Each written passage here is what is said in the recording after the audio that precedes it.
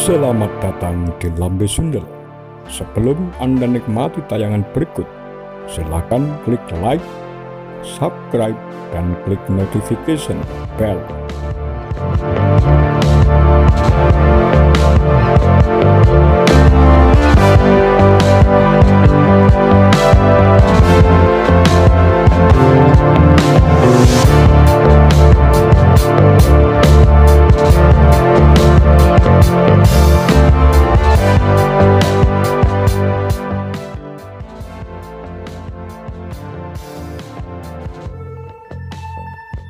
Dokumen CIA Amerika Serikat tegaskan G30S 1965, bukti kudeta TNI Angkatan Darat. Dokumen Central Intelligence Agency Amerika Serikat CIA menegaskan Tentara Nasional Indonesia Angkatan Darat memang digunakan sebagai pintu masuk untuk melakukan kudeta terhadap Presiden Soekarno melalui gerakan 30 September 1965 G30S. Rilis NSA Archive.gwu.edu, CIA Amerika Serikat memberikan dukungan logistik dan persenjataan untuk memuluskan kudeta Panglima Komando Cadangan Strategis Angkatan Darat Pangkostrat Letnan Jenderal TNI Soeharto terhadap Presiden Soekarno. Hal ini semakin mengukuhkan analisis mantan diplomat Amerika Serikat Peter Dale Scott dan disertasi John Rosa pada tahun 1998, di mana G30S 1965, bukti kudeta Soeharto yang sepenuhnya didukung CIA Amerika Serikat. Bahkan Greg Paul Green, seorang Indonesianis dari Australia, dalam bukunya yang terbit ke dalam bahasa Indonesia tahun 2017, Bayang-bayang intervensi perang siasat John F. Kennedy dan Allen Dulles atas Soekarno.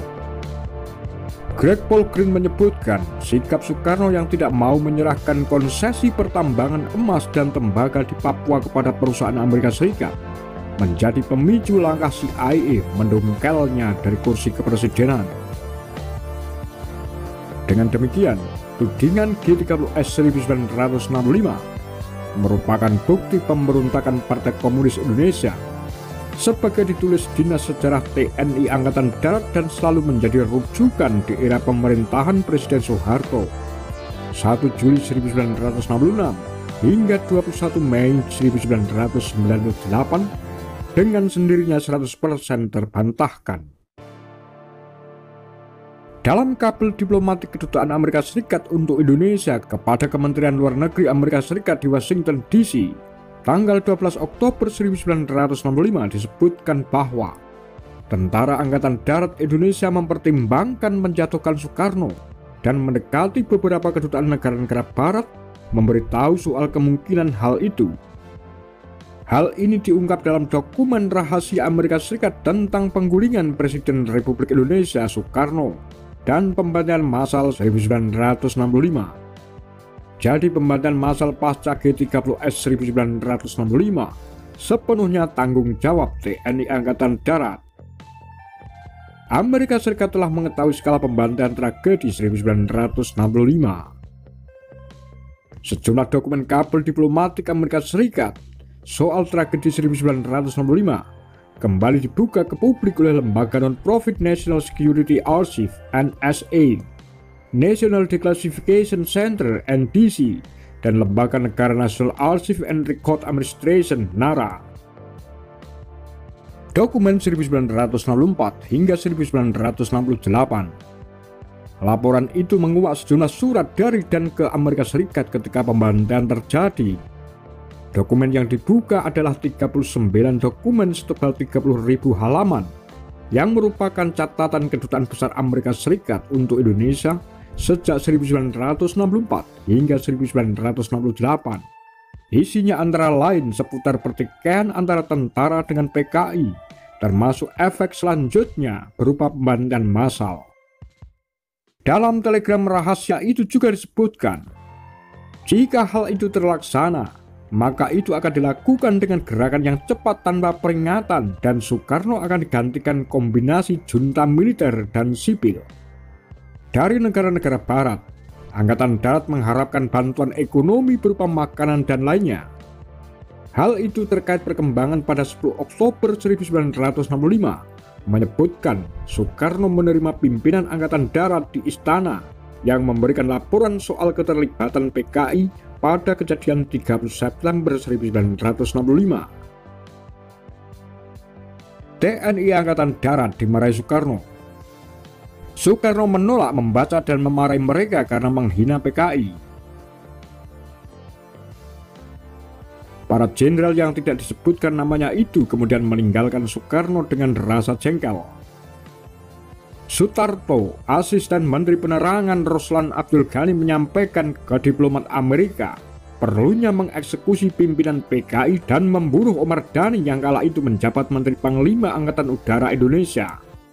Itu tercatat dalam kabel dari Kedutaan untuk Kementerian Luar Negeri tanggal 18 Oktober 1965.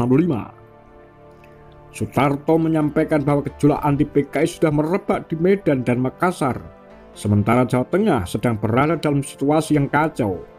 Aksi-aksi anti PKI ini dilaporkan dipimpin oleh Angkatan Darat dan kelompok-kelompok Muslim. Kita perlu menggantung Aidit, Nyoto dan Lukman di lapangan Banteng guna menunjukkan ke semua orang seperti apa sebenarnya mereka, kata Sutarto, dikutip dalam laporan tersebut. Bahkan lebih lanjut, Sutarto menyebutkan, Omar Dhani harus meletakkan jabatannya atau kita harus membunuh dia. Ada pejabat Angkatan Udara lain yang juga disebut harus dicampakkan, yakni Sri Mulyono, Surya Dharma, dan Abdurrahman. Data dan fakta ini menguak sebagian tabir yang selama ini masih tertutup rapat dalam sejarah Indonesia. Selama ini, negara, terutama Tentara Nasional Indonesia, mengelak untuk membicarakan atau membuka sejarah kelam tragedi 1965.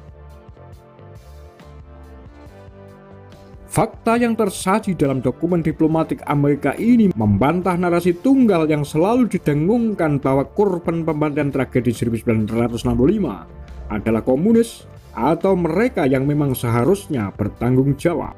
Mereka kebingungan dan mengaku tak tahu soal 30 September. Tulis laporan diplomatik Kedutaan Besar Amerika Serikat tanggal 20 November 1965. Kader PKI bingung. Dalam telegram kedutaan ke Kemenlu 20 November 1965 digambarkan bahwa kader-kader PKI kebingungan, tidak mengerti apa yang terjadi dan tidak tahu harus berbuat apa. Informasi didapat diplomat Amerika Serikat dari seorang jurnalis Australia yang dapat dipercaya. Si jurnalis disebutkan adalah jurnalis barat pertama yang mengunjungi Jawa Tengah, yakni pada 10 Oktober 1965. Dia berbicara dengan kader-kader PKI di beberapa tempat di Jawa Tengah. Informasi serupa dikonfirmasi konsuler politik kedutaan Yugoslavia yang mengatakan terlibat kontak secara rutin dengan aktivis PKI. Si aktivis sama sekali tidak panik dan tetap percaya Soekarno akan melindungi mereka. Mereka tidak akan bertindak tanpa perintah Soekarno, ujar sang diplomat. Dokumen itu juga melaporkan pada 26 November 1965, laporan dari Konsulat Jenderal Amerika Serikat di Surabaya menyebutkan terus mendapatkan laporan pembantaian di berbagai wilayah di Jawa Timur oleh Ansor. Di Tulungagung setidaknya 15.000 komunis dibunuh. Pembantaian diwarnai dengan perang suci, jihad. Membunuh kafir akan memberi tiket ke surga, dan jika darah korban diusapkan ke wajah, maka akan lebih terjamin masuk surga. Tulis laporan tersebut.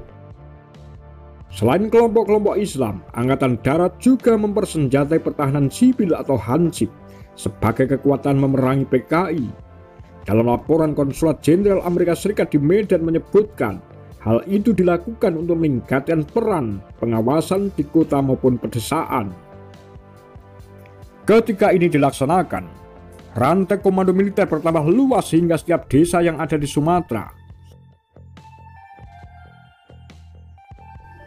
Tak sampai di situ, pemuda berusia 8 hingga 13 tahun diwajibkan ikut pramuka yang dikontrol tentara. Secara singkat, Sumatera dengan cepat berubah menjadi tanah tentara. Permalukan manuver Gatot. Manuver Panglima TNI Gatot Nurmantio saat itu, yang mana telah menginstruksikan seluruh anggota TNI memutar film dokumenter G30S yang diproduksi tahun 1984 dengan sutradara Arifin C. Nur. Gatot berdalih, pemutaran film dokumenter mengklaim mengingatkan semua pihak akan keganasan PKI melalui G30S 1965. Namun ada 4 parameter perlu dikritisi. Film berdurasi 271 menit layak atau tidak dikategorikan sebagai film dokumenter.